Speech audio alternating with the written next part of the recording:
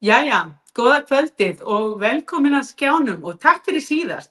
Gaman að sjá okkur aftur. Þetta er vefnámskeið númer 2 hjá okkur hjá Novus Habitat og í kvöld ætlum við að ræða spænska fasteignamarkaðinn eins og hann horfir við okkur núna árið 2026.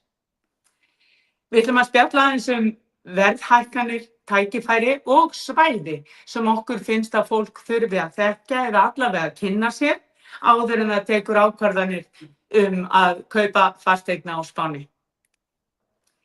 Verðhækkanir hér úti milli ára, hér eru staðreyndirnar.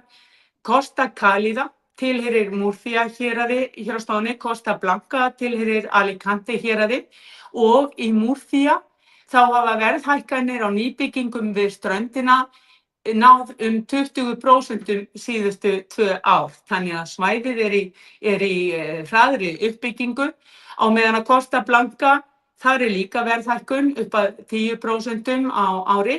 Eftirspurnin er mikil en verðin þar eru hærri. Murcia svæðið er pínulítið vanmetið svæði ennþá en vex hratt og það er vanmetið kannski fyrst og fremst vegna þess að fólk þekkir það ekki. Fólk þarf að koma út og kynna sér svæðið, taka rúmt með okkur og sjá allar perlurnar sem þar leynast. Þar er verðhækkun 15% pluss og enn í gangi. Verðin eru á uppleið enda eftirspurnin alltaf að aukast. Vinsælustu svæðin hjá okkur í dag eru kannski, ef við tölum Costa Blanca, þá er það kannski helst Ciudad Quesada svæðið. Flestir Íslendingar sem hafa eitthvað dvalið hér við suðausturströnd Spánar þekkja þetta svæði vel. Enda var byrjað að byggja þarna þegar ég var 2 ára og þegar ég flutti hingað út árið 2004 fyrir 22 árum þá var Ciudad Quesada mjög vinsælt svæði meðal Íslendinga. Þar er ennþá verið að byggja, þar er alþjóðlegt samfélag, þar er golfvöllur, vatnsrennibrautagarður, flottir veitingastaðir og öflugur leigumarkaður. Og þetta auðvitað stendur enn í dag og margir vilja helst hvergi annars staðar vera. Los Alcázares er svo bær við strendur Murcia, við Mar Menor, innhafið. Þar er strönd, þar er golfvöllur og þar er smábæjarstemning og stutt í flugvöllin, ekki nema klukkutíma akstur frá Alicante flugvölli suður úti. Santa Rosalía er lokað svæði, resort með gervilóni, manngerðu gervilóni, glæsilegt og fallegt og margir kannski heyrt það talað. Það er líka vinsæl staðsetning hjá okkur í dag. Svo er það La Finca golfvöllurinn. Golfvellir reyndar í gegnum gangandi eru alltaf vinsælir en það má nú alltaf taka bílinn og finna golfvöll á næsta leiti hvar sem maður setur sig niður en La Finca er einstaklega fallegt svæði. Þó ég segi sjálf frá, ég bý rétt fyrir neðan La Finca golfvöllinn, þar er fallegt fjallaumhverfi og golfvöllurinn sjálfur einstaklega fallegur. Við ætlum líka að benda á tækifæri, við náttúrulega erum alltaf að kynna okkur ný fasteignaverkefni hér úti og í dag það nýjasta er það sem við kalla La Palapa Club. Þetta er glæsilegt nýtt verkefni suður í Murcia, 25 mínútur, hálftíma akstur frá ströndinni í Los Alcázares eru í boði eignir í lokuðum kjarnum við sundlaug, garði og annarri þjónustu og verðið alltaf þegar eitthvað er í starthólunum þá er verðið hagstæðara, það er bara þannig. Í dag má fá þarna sérbýli, 2 svefnherbergja rafhús fyrir 259.000 evrur sem er mjög gott verð. Hvar eru verðin að hækka mest? Aftur er ég að tala Costa Cálida, kannski endurtekning, en það er gott að fólk viti hvar er gott að fjárfesta og hvar er líklegt að fólk fái sitt út úr eigninni ef það vill selja í framhaldi eða framtíðinni og það hefði borgað sig að kaupa akkúrat á þessum stað. Costa Cálida kemur sterkt inn þarna. Mar Menor svæðið innhafið Mar Menor og strandbæirnir í Múrþía eru ekki bara Mar Menor og strendurnar. Þar eru ótal margar náttúruperlur og þjóðgarðar og vernduð svæði sem eru gríðarlega falleg. Þar er hægt að skipuleggja göngutúra á fjöll og hjólreiðar og endalaust af bæjum og svo borgirnar sem hægt er að heimsækja og njóta lífsins í. Þannig að Múrþía hefur upp á mikið að bjóða. Og ef að fólk kemur út til okkar í skoðunarferð að þá reynum við hikstalaust að taka rúmt suður á bóginn þannig að allir Íslendingarnir endi nú ekki illa sinni á málinu, heldur opni aðeins hugann og fari aðeins með okkur bregðum á leik suður í Múrþía. Það eru faltar perlur, svæði sem kannski fáir Íslendingar þekkja sem að ég er svolítið ginnkeypt fyrir að reyna að kynna fólki. Ég er búin að nefna Los Alcázares, en það er annað svæði líka. San Pedro del Pinatar, þar er hverfi við hafið sem heitir Lopagán, glæsilegt svæði og mikið að vera í nágrenninu. Það eru vernduð svæði, leðjuböð, höfn og æðislegir veitingastaðir. Þetta er alveg þess virði að skoða þegar komið er út og áður en ákvörðun er tekin hvar á að setja sig niður. Aðeins að bera saman fyrir þá sem eru að hugsa þetta sem fjárfestingu og þá kannski að hugsa að leigja eignina út. Reglurnar í sambandi við túristaleyfi í Costa Blanca og Costa Cálida, það er stigsmunur á þeim. Costa Blanca eru auðvitað þekktar á vinsælla ferðamannasvæði enn þann dag í dag. Þar eru verðin hærri og leyfin hvað varðar útleigu túristaleyfin, það eru strangari reglugerðir þar og auðvitað meiri samkeppni. Við Costa Cálida þá eru verðin lægri á fasteignum yfir höfuð og það eru frekari svigrúm fyrir túristaleyfi og auðveldara að umgangast þetta sem fjárfestingu að koma eigninni í útleigu og auðvitað minni samkeppni og þar af leiðandi meiri ávöxtun. Ef maður leigir eignina meira út vegna þess að framboðið minna að þá eðlilega er ávöxtunin hærri. Hvar sjáum við mestu framtíðarmöguleikana? Aftur er ég komin niður í Múrþía, Los Alcázares, Costa Cálida eins og hún leggur sig.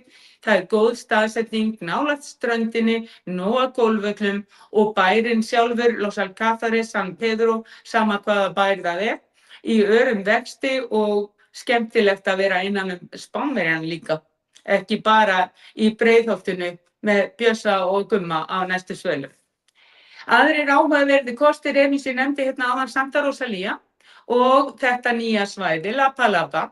Þar eru örugglega í boði góð leiga í framtíðinni þegar svona lokaða kjarna er að ræða og góða aðstöðu að þá, eins og gefur að skilja, heillar það margan.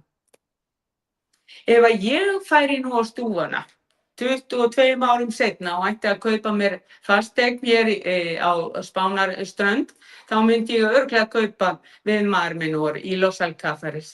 Það er einstakt svæði, það er mikið úrval að vatnaíþróttum, gott að vera með böddar, þetta er ekki úthaf, það er lítill öldugangur og ég get sótt í Miðjarðarhafið ef mig langar til. Og bærinn er skemmtilegur. Hann er nokkuð stór, fjölbreyttur og skemmtilegar búðir, skemmtilegi veitingastæðir og auðvitað Spánverjinn og torgið og kirkjan og markaðirnir og allt það sem heitir Spánn í mínum huga. Þetta er kannski það sem gerir þetta að mínu persónulega vali í dag. Ég ætla að opna fyrir spurningar og kannski á meðan að fólk er að búa sig undir að spyrja þá langar mig að segja ykkur frá skemmtilegri staðreynd Los Alcázares bæinn. Þar er hótel sem heitir Hotel La Encarnación. Þetta hótel stendur enn, var byggt 1904 og stendur enn og það er sami upphaflegi strúktúr í hótelinu og ekki nóg með það. Heldur sömu innréttingar, sömu flísar og sömu húsgögn. Og þetta hótel hefur stundum verið kallað Hemingway hótelið. Það eru myndir af Hemingway upp á veggjum inn í matsal. Og ástæðan fyrir því, gaman að segja frá því, að þarna voru í gamla daga í heimsókn á þessu hóteli, aristókratar og annað slíkt eðallyf. En árið 2007 að þá var mynd gerð sem sagt sögu eftir Hemingway, The Garden of Eden, og senur úr þessari mynd eru teknar á herbergi 101 á Hotel L'Incarnation með útsýni yfir Mar Menor. Nú ætlum ég að hætta að blaðra og bíða eftir spurningum. Mér fannst bara svo skemmtilegt að segja frá þessu vegna ég fer með alla þarna inn á þetta hótel ef að fólk kemur út til mín. Þetta svo skemmtileg upplifun. Ekkert búið að endurnýja og þetta gamalt baðhús. Þarna eru marmara baðkör grafin í jörðu og kaðlar hangandi úr loftinu þannig að fólk geti hysjað sig upp úr baðinu þegar það er búið að liggja í bleyti. Mjög skemmtilegt. Alls konar svona skemmtileg menningaleg atriði sem að gera Los Alcázares að skemmtilegum bæ.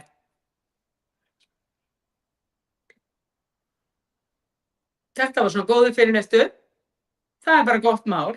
Ég klappa fyrir því og bara bið ykkur að taka eftir því að við verðum með einkafundi heima. Við verðum með einkafundi heima núna fljótlega og ef við erum ánægð með fyrirlesturinn eða vefnámskeiðið, webinarið eins og við kallum það, þá endilega sendið okkur póst ef þið viljið komast fyrir að á einkafundi á info@novushabitat.is. Er það ekki .es? .es. Einhver stafsetningavilla hérna á glærunni hjá mér. Og endilega takið næstu skref og komið og spjallið við okkur í rólegu umhverfi. Það er komin spurning, hvað er langt frá flugvelli? Klukkutíma akstur á hraðbrautinni suður eftir. Sem er ekki mikið. Það þarf bara að fara einu sinni þegar maður kemur og svo aftur þegar maður fer heim. Skólar og íþróttir að sjálfsögðu. Góður spænskur bær, það eru skólar og íþróttir og stöndugur bær. Ekkert mál og við aðstofum fólk ef það er að koma út með börn, þá lóðsum við fólk í gegnum það að skrá börnin í skólan og allt sem að þarf að gera. Ekkert vandamál.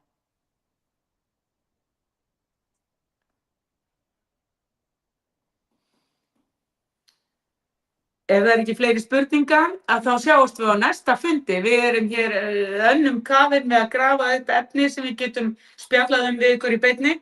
Þetta er mjög skemmtilegt og ég vil þakka öllum fyrir að hlusta og hlakka til að sjá okkur næst.